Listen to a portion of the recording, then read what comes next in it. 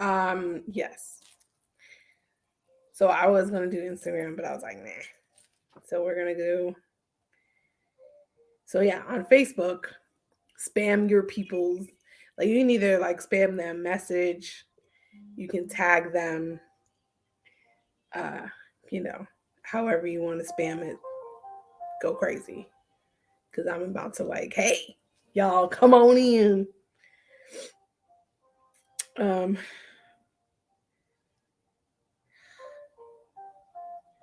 and I need to stop. I keep forgetting that my posts are private, and so they're not public like at all. And I need It to not should do that. be.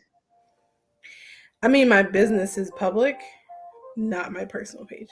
So, you know, Jermaine is in the building. I met him, right? That one Jermaine time. Buds. Yeah, Yeah, I think yeah. that one time in band camp. In band camp. Yeah. It's funny story. Him and I are. He's just like one of my personal good friends. I love that. We all need those. This We is met how, on a preaching platform. of course, because Of you course, are a preacher, sir. was Preacher, a preacher. preacher.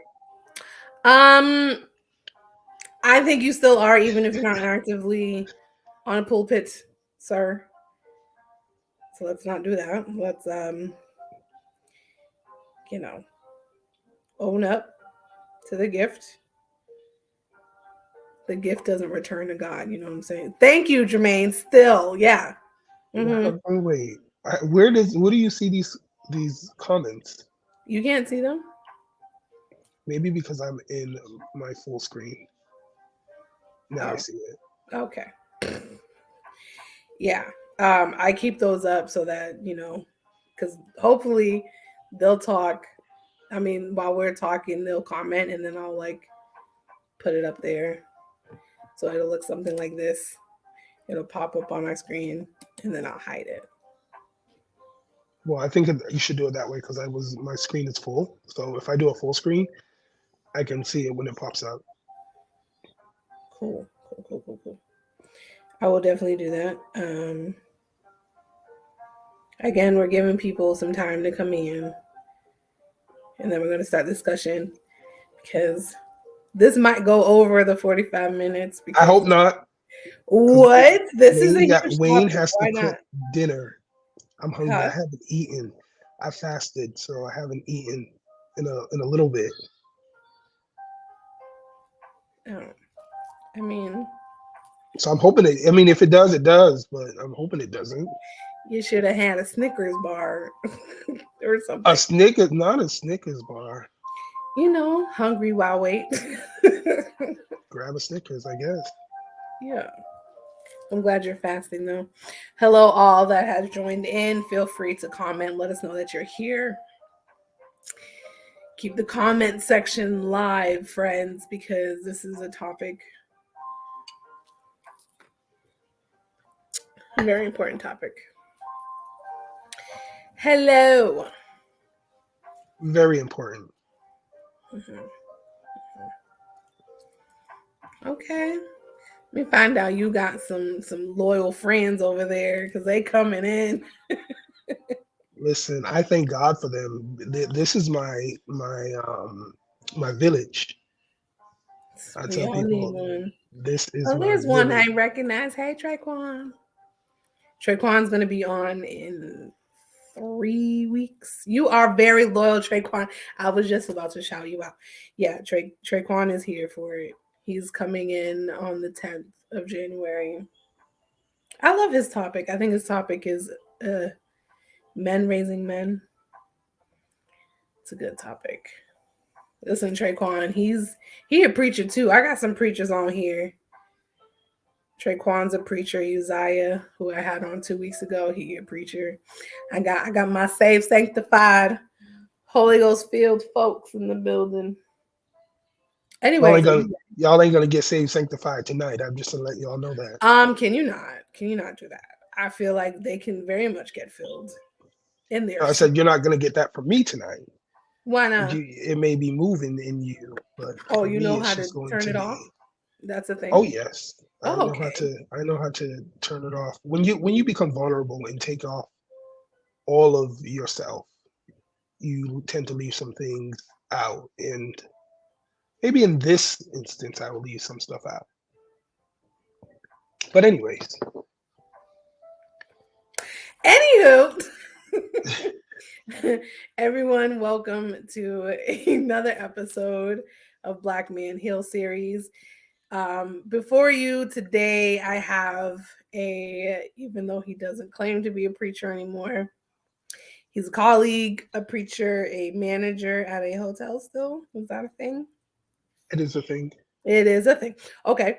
I met Wayne, I don't know how many years ago it's been.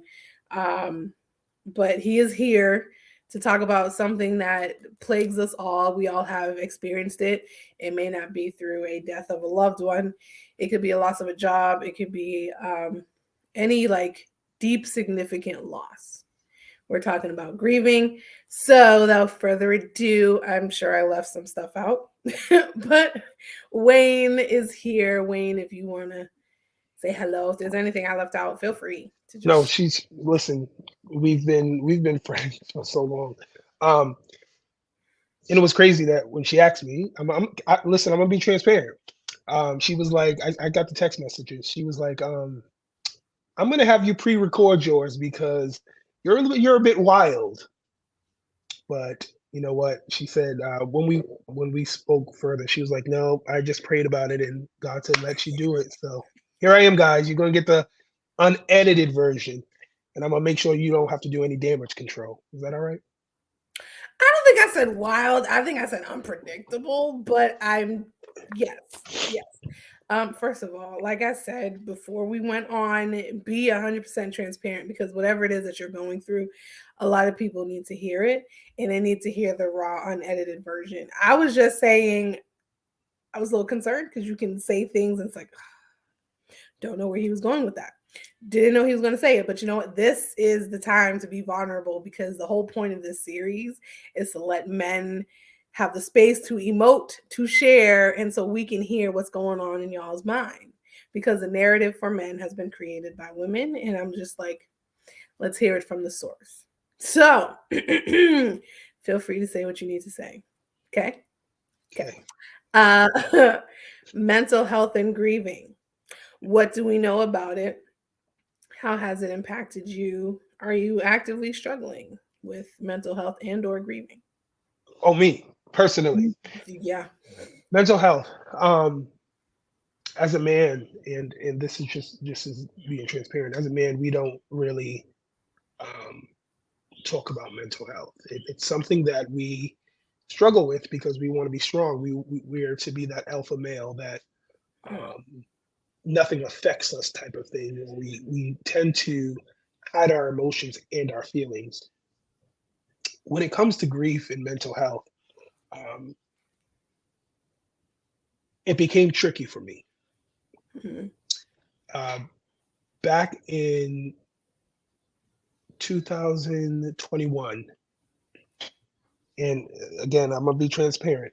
On my birthday, I went down to where did I go? Buffalo, New York. And me and my mother, we were very close. We had a very close relationship, and she was my biggest supporter, my cheerleader, my rock. Usually, when I travel, she'd be like, "No, don't go. You have to work, whatever. You know what mamas do." Mhm. But this time, she said, "Go ahead, and I'll see you when you get home." So I went to Buffalo, New York. I spent some times with my preacher friends, Pastor Coakley and Pastor Bria, and we were chilling and hanging out. And that Friday, I'll never forget it. That Friday, I'm sitting in Pastor Coakley's car. We going to Insomnia Cookies because I am a fat boy. Pastor Coakley is too. But we're going to Insomnia Cookies, and he was like, "Call your mother," and I called her. She answered the phone, and he's asking her, um, "Miss Althea, how are you?" She wouldn't answer the question. She wanted to know how's his wife, how's the family, how's the new church assignment, because we're, you know, the Amy Zion Church, you're an itinerant minister, so the bishop sends you where he sees fit. Um, and so she didn't answer the question on how she was. That never dawned on me until after the situation. So then what happened was, I was like, you know what? Cool. All right. My mother's last question was, how's my son? Are you taking care of him? And he said, out of his mouth, he said, as long as he's with me, I got him. Saturday, I was hanging up. My friend Bria just got appointed to a church down in Buffalo, so I was hanging up some curtains for her in the parsonage in the living room. And my phone kept going off, and I'm like, I left the phone, and I was like, you know what, um, I'm not going to pay attention to it. So then my sister decided to call me, and I said to her, I answered the phone. I'm like, what? I'm busy right now. She said, stop what you're doing. And I said, what's wrong? She said, she's gone. And I said, who's gone? Where did who's she? Mm-hmm. She said, mom died. At that moment, I didn't really process. My legs Mm-hmm. gave out. Bria held me up. I didn't get to process the information. Now, in Buffalo, they have this thing called a lake shore effect. It's a storm where you can't see nothing in front of you. Mm-hmm. In my mind, I wanted to drive from Buffalo to Boston, which is an 8-hour drive. I wanted to drive to get to my mother's side, but I couldn't. Mm-hmm. There was nothing I could have done. And so I took the next flight out that Sunday morning.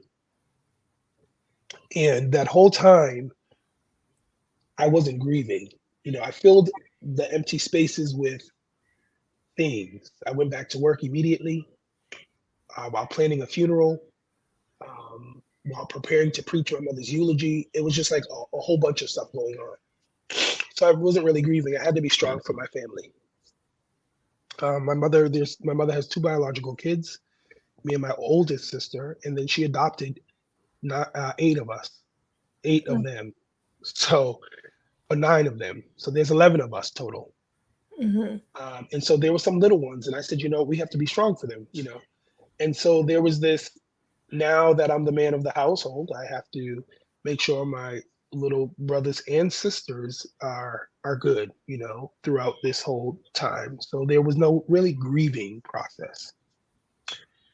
Let's fast forward until, let's say, I want to say this year, 2022, is when it really started to hit me that mom's gone. Mm-hmm. When you hit some successes in life, you want to pick up that phone and call my mom, like, hey, ma, I couldn't do it. And then I was in the shower one day, and it just hit me, that story that I told you about what Pastor Coakley and my mother, the conversation that transpired. In her last moments, she was worried about if her son is going to be okay. That day is when I knew grief was real. Mm-hmm. It was real because I didn't know how to handle the amount of heaviness there was. Mm-hmm. I got out the shower and I immediately just fell on the floor and started just bawling my eyes out. Now, I've never done a drug in my life. This is where transparency comes. I've never done a drug in my life ever. I never smoked pot, never smoked a cigarette, never did anything. But then I picked up a habit, a coke habit, to try to hide the pain and mask the pain that I feel of the void that my mother left behind. Mm-hmm. I try to tell my sister when we speak that your parents never really, you know, prepare you for life without them. They prepare you how to live life. Yeah. They Yeah. prepare you how to pay bills. They prepare you how to cook and clean and all that other stuff. But they don't prepare you for life without them. Mm-hmm. Yeah. And so when I started to pick up this drug habit, a few times I tried to overdose to say, you know what, I'd rather be with my mother wherever she is, wherever that may be. Mm-hmm. But that didn't work. And I remember our conversations way back when we started talking, and you say, well, I think you need to talk to somebody. And me and you went over this last week. I masked it with, you know, church hymns where I said, I must tell Jesus all of my problems. Jesus can help me, Jesus alone, right? And even though that sounds good, In the church world, that sounds perfect, right? Mhm. Mhm. But in reality, I don't want to hear that. Mm. When I called my sister to grieve and cry, she said, well, call your aunt. She'll pray for you. I don't want to hear that. I don't want to hear somebody praying for me Mhm.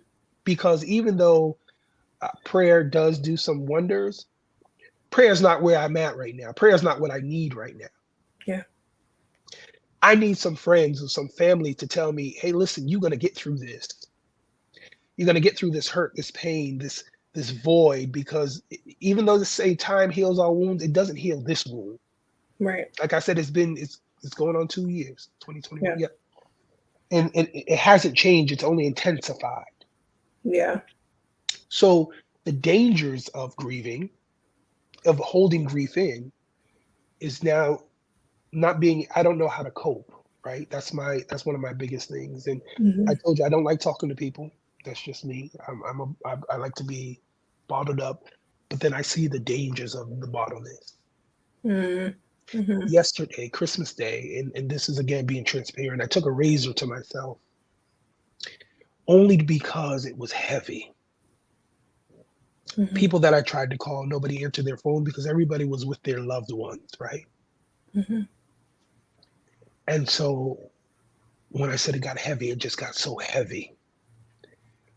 I watched my mother's funeral 3 times that on Christmas Day, only because number one, I preached her eulogy, something that I don't know where I got the strength, I don't know where I got the fortitude Mhm. or the stamina, because for me, I wanted to, if it was up to me, I wanted to sit down with my family and be that resting shoulder or that comforter that I supposed to be, that my mother raised me to be. But no, I had to be in the forefront delivering a sermon about her life. Mhm. And so in my mind, I'm sitting here like, and I text my sister the other day, how did I do that? How did I, am I a psychopath? And these are real questions that, am I a psychopath? Like, if you understand me and my mother's dynamic, should have been bawling my eyes out when they closed that casket, or I should have just been lost my mind. But Mhm. how did I hold it together to deliver a eulogy? How did I hold it together to plan a whole funeral Mhm. from point A to point B, made sure the kids had their ties, their colors, their shoes, their clothes, made sure my mother had her blouse, her shirt, had her hair done, her makeup done. How did I do all that? Mhm. And so when I say the dangers, and when you ask me, well, what do you want to talk about? I said, when the dangers of grief, holding it in, right? It's dangerous because now you need something to fill that, to try to fill that void, Mhm. Mhm. to try to fill that hole. And when I reached out to my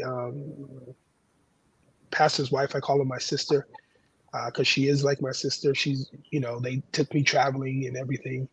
Um, she said, you should talk to a counselor, get a therapist. She said, I got one, just get one. Mhm. And I'm like, you know me. Mm, yeah, that's probably not going to work, Mhm. but it needs to work. Yeah. Yeah. I see myself losing myself. Mm. And like I said, to be transparent, excuse me, to be transparent, I've lost literally almost everything trying to chase something to fill this void. Mhm. And so it becomes, it's dangerous. It's a dangerous habit to try to um, keep up with, Mhm. right? It's a dangerous habit to hold Yeah. grief in, to try to mask or say that, you know what, I'm okay. Mhm. Everybody, I sent out my little Christmas things with me and my fiance, and everybody's like, wow, beautiful smile. I said, there's some pain behind that smile. Yeah.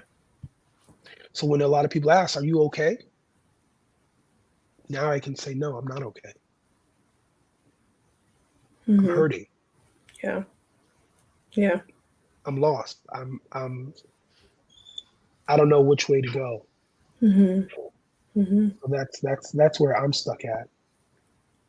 Well, first and foremost, thank you for sharing and being honest. Um, in this moment, usually when anyone who I'm talking to, whether professionally or not, when they open up and they share something as heavy as that, I want to validate and reassure them like you are seen and you are definitely heard.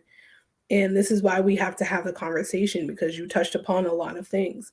You touched upon trying to fill the void, and you end up chasing things that don't fill much of anything. If anything, it makes the hole bigger, right? Like I seen this quote that said, "Grief is a hole that you walk around in the daytime, and at night you fall into it."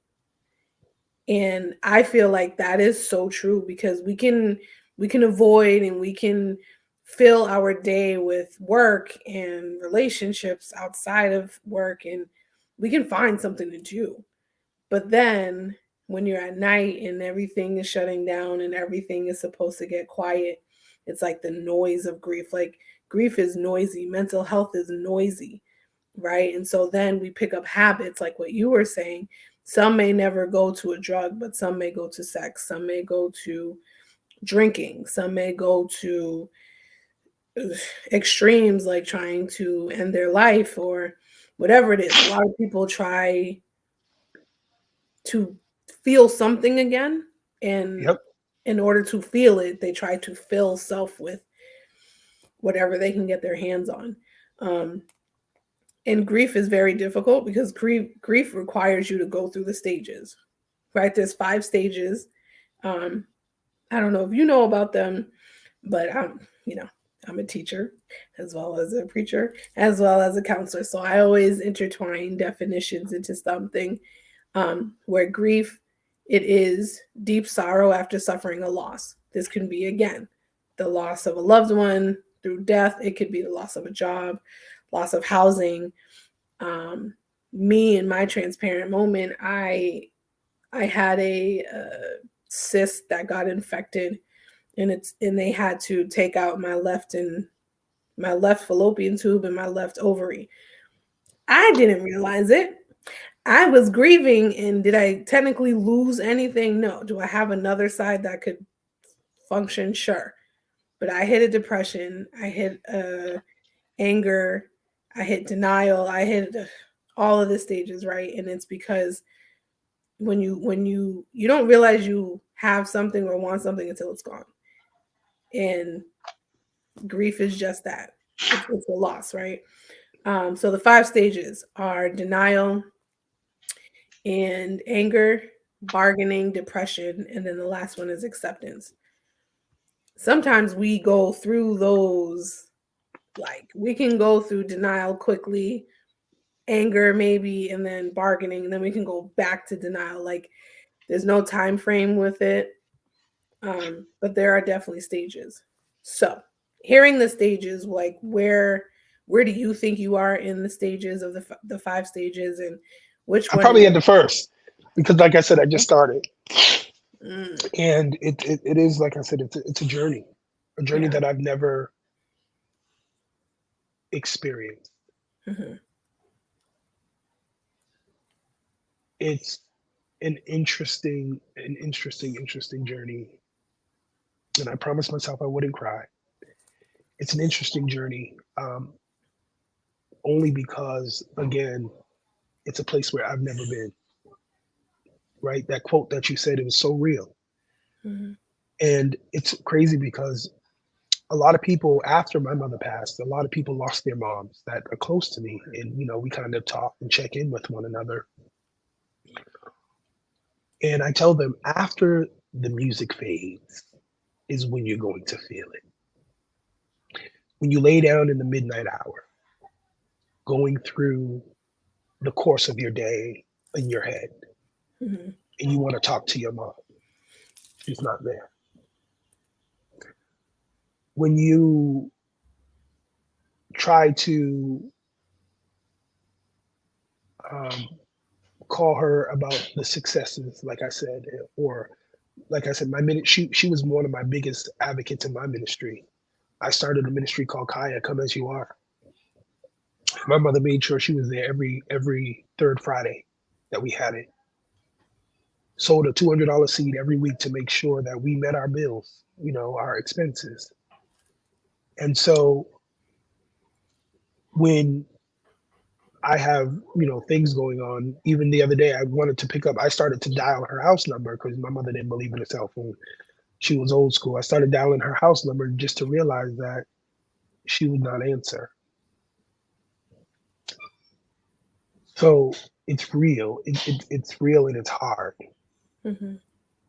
Being a man where, and even in my family, we don't talk about health or even mental health. We don't talk about it. Mm-hmm. My mother, there was one day I came from work and it was like 8, 9 o'clock. I'm just getting in and I go in my mother's room and I say, Mom, what you doing dressed? Usually she in the bed by this time. I said, what you doing dressed? You going to get some, you going to get some? You going to get some from dad or something? She said, no, I just came from the doctor's. And I said, just came from the doctor's, how did it go? And she just started crying. Then I knew something was wrong because Mm-hmm. she wouldn't tell us. She would not, me and my sister, she would not tell us. But I just never thought that it would be this soon. That after literally, it just was like a one, two, three. December of 20, she died in 21. December of 20, my mother had asked us to take a family portrait, right? And I had to work, my sister had to work, and she was like, if you ain't gonna take this family portrait, you're gonna find someplace else to live. Mama didn't want me to leave the house, so I was a mama's boy. She was like, you're gonna have to find some place to live because you need to take this portrait. She was so adamant about us taking like a whole family portrait, Mm-hmm. only for her to say goodbye in February. So back to grief. Being a man, and especially a man in the black household, because again, we don't talk about mental health. We don't Right. talk about our physical health. Mm-hmm. We daggone sure don't talk about spiritual health. Mm-hmm. We bottle it all in Mm-hmm. until we reach our breaking point, right? Until we had enough. Yeah. And that's where I'm scared, right? I'm scared of to the point where my breaking point is. I'm scared because my breaking point might be a little bit over the edge Mm-hmm. to the extreme. Like I said, I try to overdose because that pain is real. Mm-hmm. That pain is something that it's unexplainable. I wouldn't even wish it on my worst enemy. Yeah.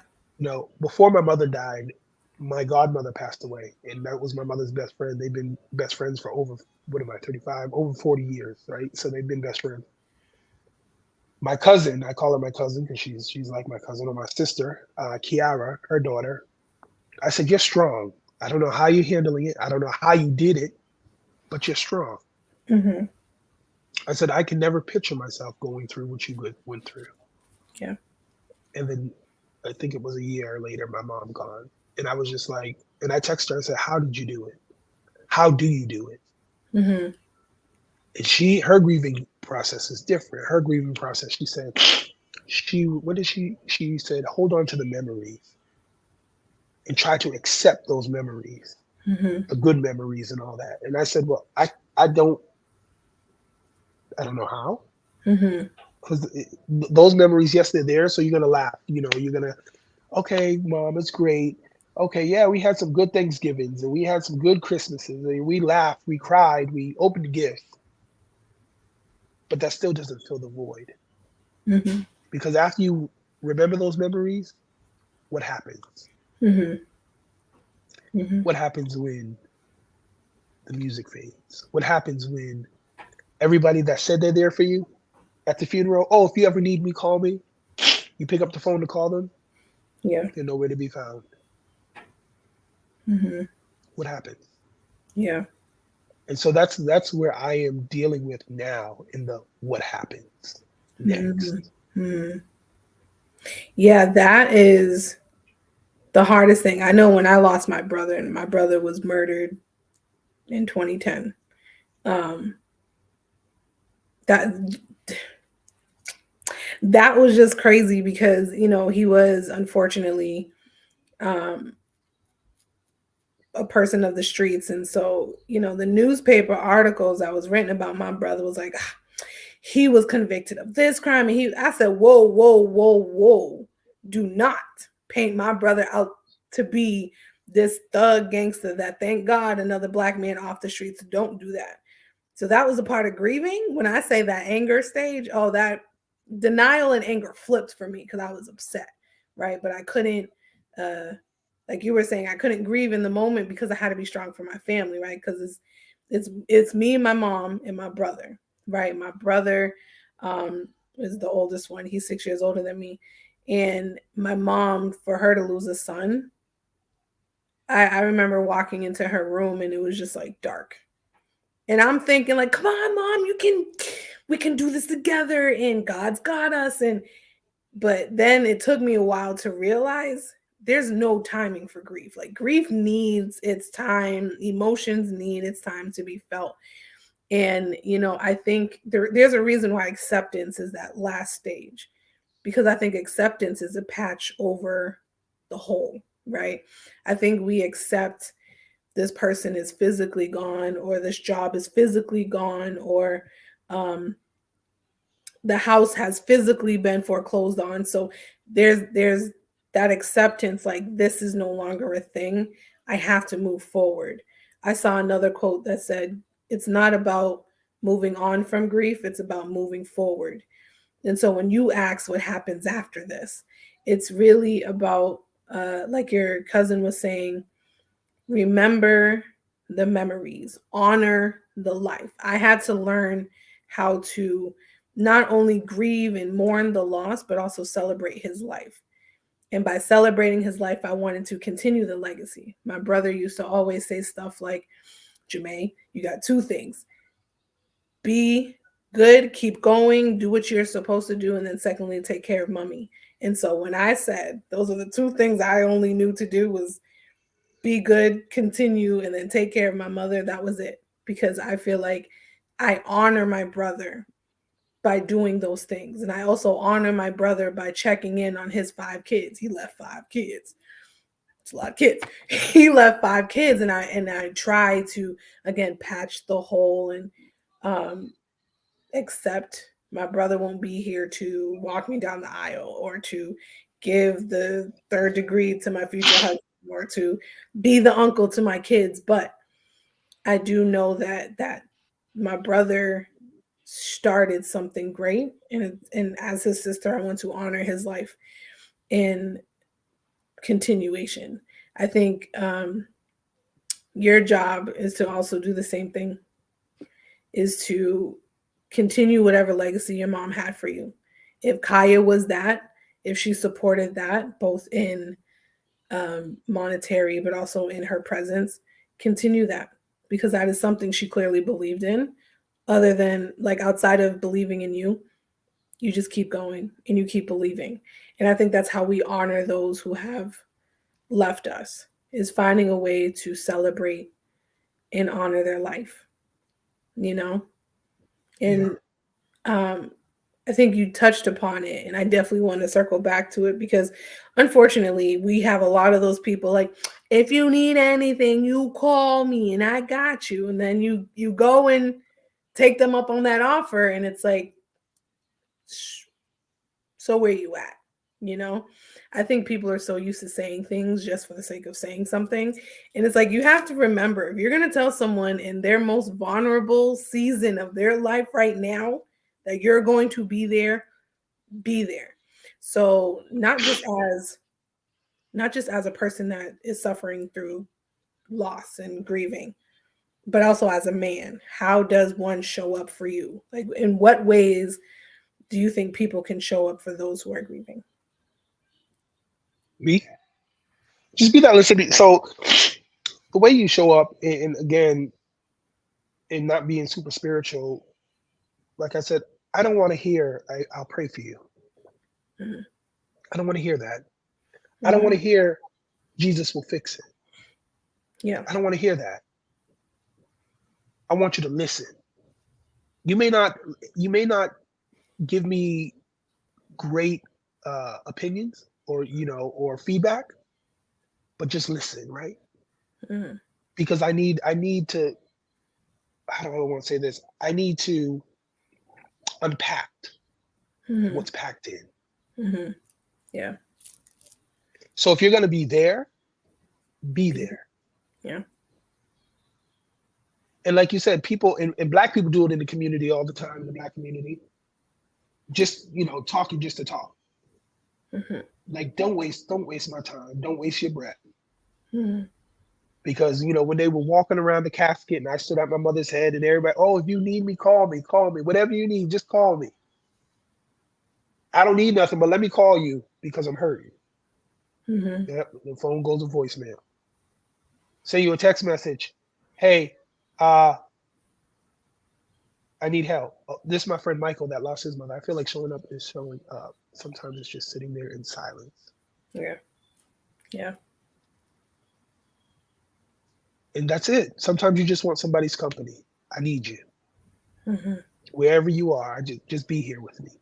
Mhm. Again, grief will play on your mental, right? Mhm. Have you feeling like this is the end, there's nowhere else to turn. And so just to be in somebody's presence to kind of help you. There was a friend of mine that I met through a mutual friend, 25 years old, took his life last week. And when I tell you this was the happiest kid I've met, like he's smiling, he was the life of the party, took his life. Mhm. It made me begin to think, was somebody there when he needed them to be? When he called his friends, because he called one friend and said, I just want to talk to you. And she said, I go home. I'm tired. Let me talk to you tomorrow. Could you have changed the, time? All you got to do is listen. And this is what I tell people: you don't got to give them any feedback. Just listen. Mhm. I hate fakers. That's why I don't like to talk to therapists. Oh, I understand. Oh, I get what you're going through. Oh, I get it. I'm not No, gonna take that personal, but yep. yeah, I get it. They listen and they give you that feedback. Oh, I understand. Well, how does that make you feel? I don't want to hear that. Just listen to me. Yeah. And then maybe our next session, you can give me your feedback off of what I gave you, but I just want to dump and Yeah. go. Yeah. Right? That's what I want to do is just dump and go. And so when Alicia, like I said, my pastor's wife, when she said, "Well, Wayne, what do you look for in a therapist?" I said, "It's usually somebody that's either been through some of the things I've went through in life because I didn't unpack my whole life. I unpacked a part of it because I'm still there. Like you say, I don't show Wayne all of you. Yep, I'm still there, still there. But there's some things that I look for somebody that's been through that can relate. So I can say we've been through this pain together, right? We've been through it. We lost somebody we loved. You lost your brother, right? He was close to you. So that's something that we can relate to. So you can speak on that pain of feeling the loss of somebody that's loves you unconditionally, right? Like you said, when people started to paint the picture of your brother, oh, he's this, he was that, he was this.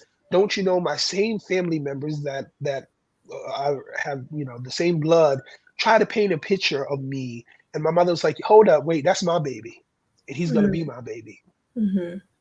No, I'm not throwing him away because he made some mistakes in life. No, I'm not gonna give up on him. That this is mine. Yeah. And so when people go through that, we just need to, and I need to create a support group where we can just all be in one and just say, listen, I'm not here today. My friend Mhm. Michael texted me the other, how are you? I said, I'm going through it. And then today I said, how are you? And he said, Wayne, it's heavy today. It's not a good day for me. Mhm. We need that support. Mhm. better than talking to a therapist, so to speak. No shots, but somebody that, like you said, you can relate to, somebody that's Yeah. been there. Hmm. Well, when we talk about overcoming grief, this is a part of it. And, I am going to heavily advocate for someone to go see counseling, not just because I'm a therapist, but because when you really think about what you were just saying, you have to like let this stuff out. You have to like dump on someone. We have a lot of people, and especially in our brown and black communities, who cannot handle that amount of weight that you need to dump and you need to like get rid of. When we, as therapists, when we are trained to counsel, we have to understand that we are signing up to be emotionally, mentally, sometimes even physically dumped on, physically vomiting. Like there might be someone who just that sounds a little vulgar, but I'm just saying, like, we are conditioned to know how to sit with someone in such a heavy state, which is why going to a therapist is so needed, not just because it's like, oh, well, they have the education. Yes, we do. I am licensed. That's great. But I know how to sit with somebody. And you have to find a therapist that is willing to sit with you. Like I tell my clients all the time, don't think I'm not going to get in the mud, in the dirt, the proverbial mud and dirt with you. I'm going to get in there. I'm not one to sit above you and be like, come up here. It's like, if you're down there, I have to meet you where you are. So here we go. Right. That's one reason why therapy is so necessary. Like counseling, I think the literal term for a counselor is an advisor, right? We can help you see past the pain. Like you mentioned that earlier, like sometimes you can't see past it. Sometimes your vision is like what's in front of you, and what's in front of you is I'm hurting. This is heavy. I can't continue. I can't, I don't feel anything. There's a huge hole in my heart. There's a huge hole in my hands. I can't hold anything. That's real. And you need someone who can help you to move past that and to move forward. Sit in it, feel it, process it, work through it, and then we move forward. You know what I mean? A lot of people won't see that. A lot of people can't do that just in a natural state, right? So that's why you go to a trained professional who can do that. Also, creating create the community, right, is so important. And something I've learned in my time is that when someone's leaving rehab for alcoholism or drug use, whatever it is, before they leave the rehab, there's a case manager there that's like, we need to flood you with resources. We need to get you into AA. We need to make sure that you have a group. We need to make sure that where you're going to is different, because they understand addiction is not something that you can just go back to the same environment and be like, okay, I spent 30 or 90 days out and I'm ready, right? That's not a thing.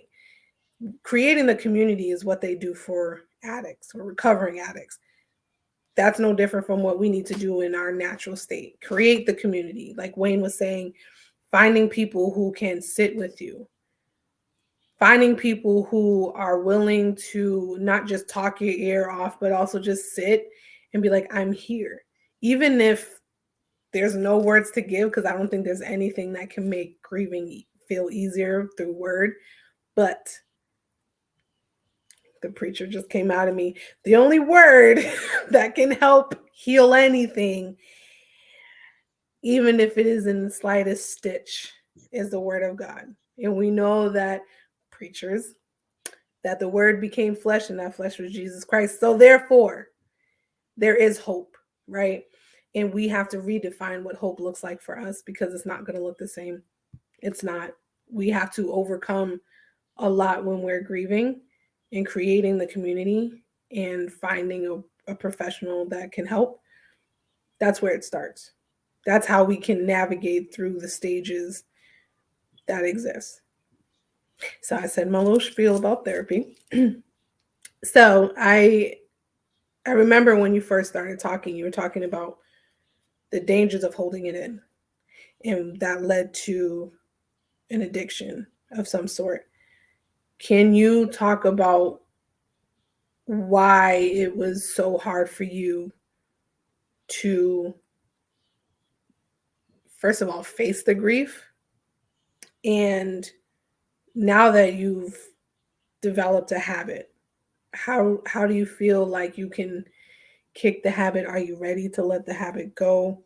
This is that real part. I got my tissues here if I need to use it. So Listen, we're at 45 minutes, I y'all. don't Listen, care. This is an important topic. If we need to go for another 45, we will go for listen. another No, 45. listen. I tell y'all, I'm a preacher, right? I'm a preacher by trade. I Go like for to it. get in and get out, right? So we're gonna keep this short, only because this part of grief is it's more of a part two. Um, you can never unpack it in part one, just because there's so much to unfold. But am I ready to let's start with the first question. What was your first question? I don't know. You had to catch it when I got it. He What tried to bow out prevented gracefully. you? Yes. What was preventing you from facing the grief and facing the emotions that came from it? So what prevented me was just obviously being strong, right? I had to play this part that I thought needed to be played, right? I had to um, be this macho man and be strong for a family. And this is where it really boggles me. Number one, a family that don't believe in you, a family that kicks you while you were down, a family that don't support you. Listen, I'm not here to badmouth my family. I really not. But we're just gonna face reality, right? And so when I tell a lot of people this, they say, "Well, where's your family now?" I don't have them, right? And I feel like my family tolerated me because my mother was alive. Mhm. I don't think my family believed in me because my mother wasn't. I mean, because my mother was, you know. So that's it's a thing. So what prevented me from it was just trying to be this man. But all right, go ahead. What was the next question? Oh, the addiction part. Am I ready to kick it? No. And I'm just being honest. I need to. And I was telling my pastor, my brother, my colleague. I said, listen, I need to go to rehab. I need to because first when you start with one, um, let me start with a little bit. Then you have to keep increasing because what started you is not what's going to keep you. Mhm. Oh, see, now that's the preacher in me, right? What started you is not going to keep you. So you had to keep gradually increasing. And I see myself increasing to the point where, again, it's dangerous out here now because now on the streets, there's this drug called fentanyl that people overdose on. I'm hoping to get my hands on some. This is just transparent.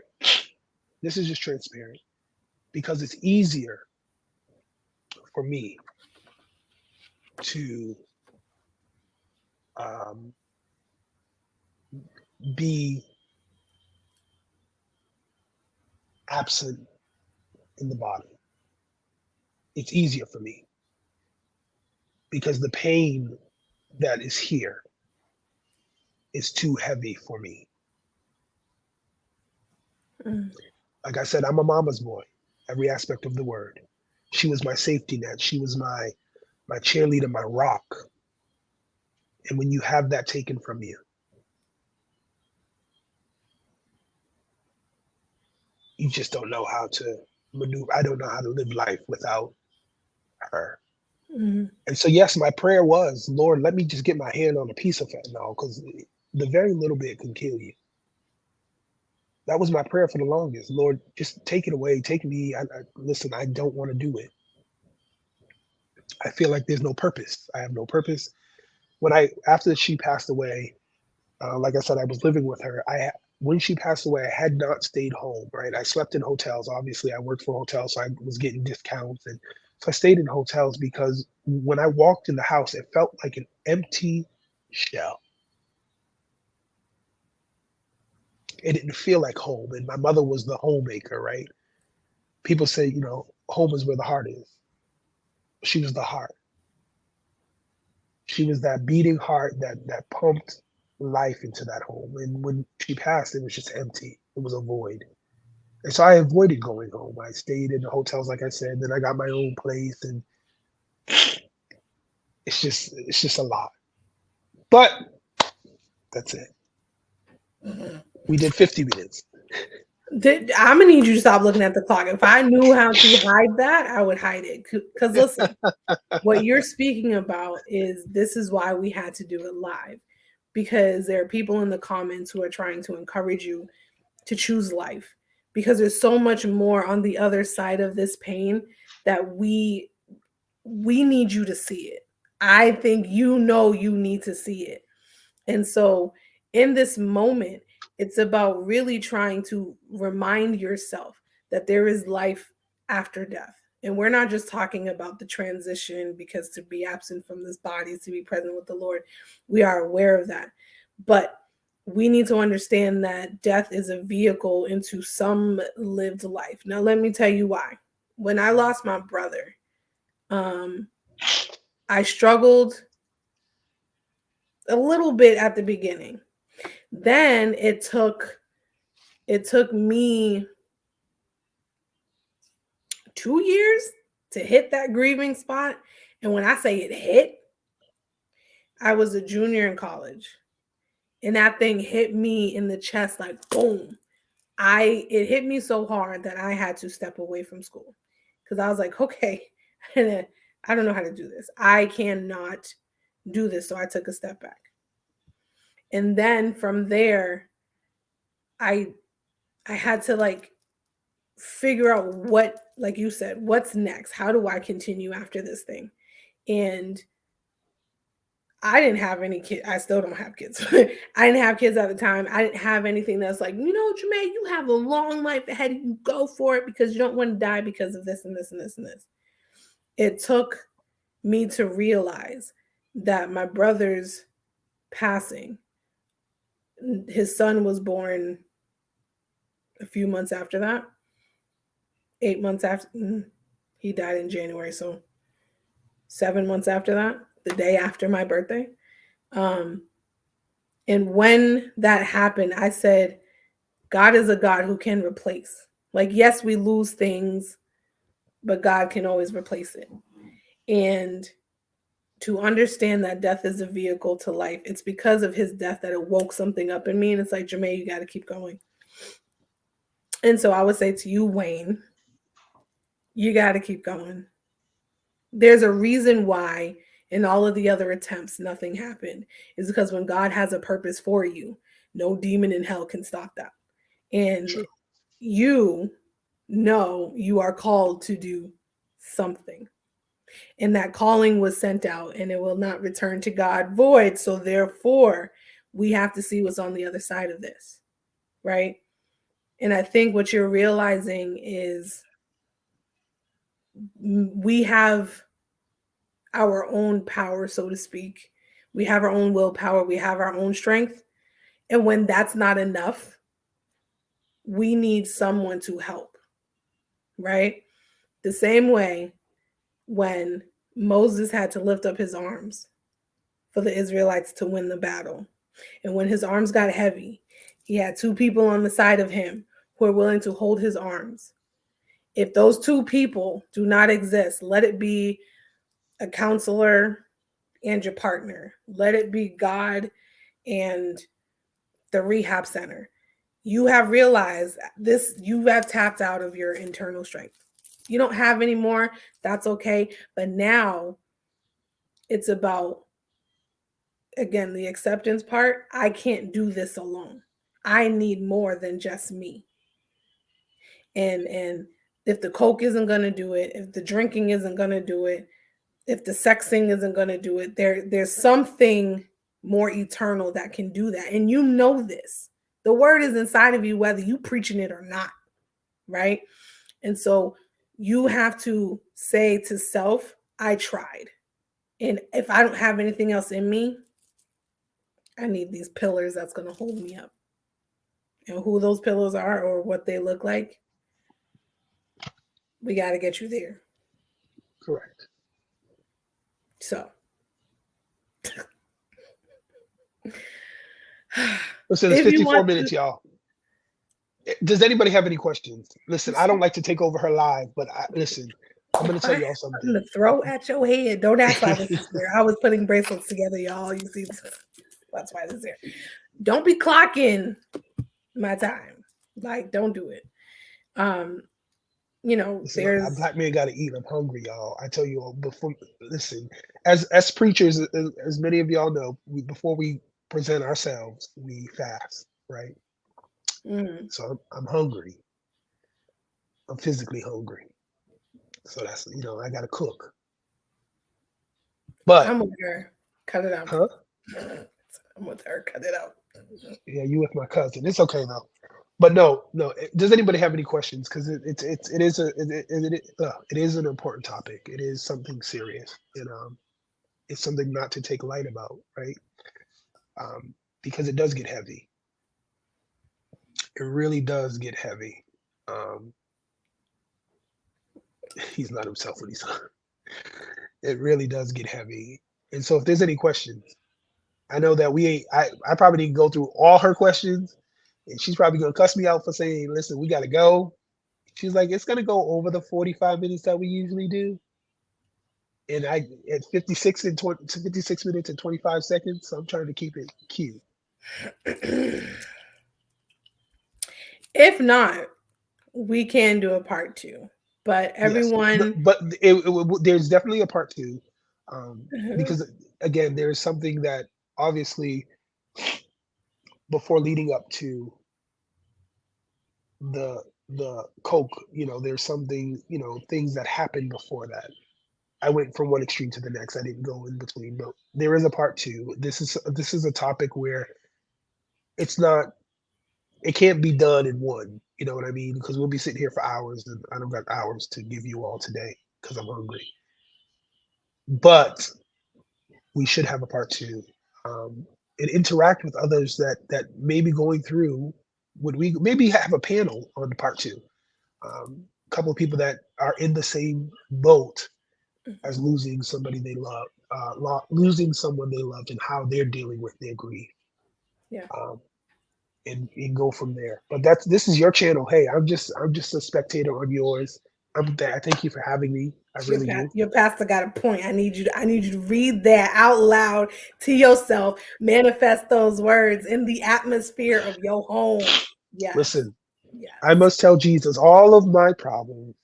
I cannot bear these burdens alone. I must tell Jesus. Jesus can help me. Jesus alone. Right? That's my therapist. But anyways, I am actively looking for a therapist or somebody to um, help me through this process. But I'll touch base with you on that on a later date. Look at her face. Y'all. Yes, thank you all for joining in. You have Wayne's information. Most of you are Wayne's friends. If you are watching this live, thank you for chiming in. If you are watching this on a rebroadcast, again, thank you for chiming in. And remember, this is what we're dealing with, right? A part of why I wanted to do this before the New Year's, because a lot of us, like you were saying, it's the holiday season, and a lot of us mourn losses harder around this time. So, Wayne, thank you for being transparent.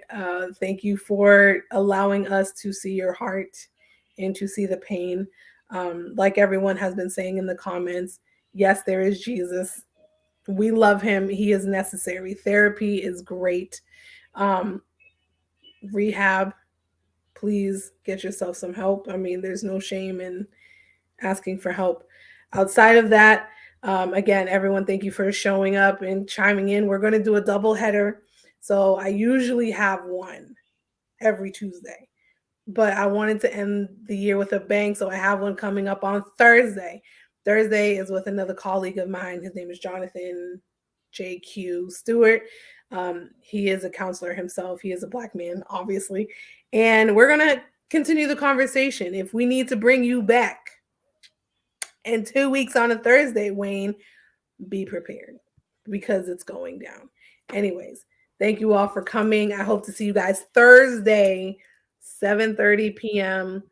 Wayne, we will be praying for you. Everyone in the comments who's a prayer warrior, we're going to lift you up in prayer because Oh yes, yes, you can lift me up in prayer, but when I'm going through it, please don't say I'm praying for you. That's not what I want to hear. as you made known. All right. Get you some food.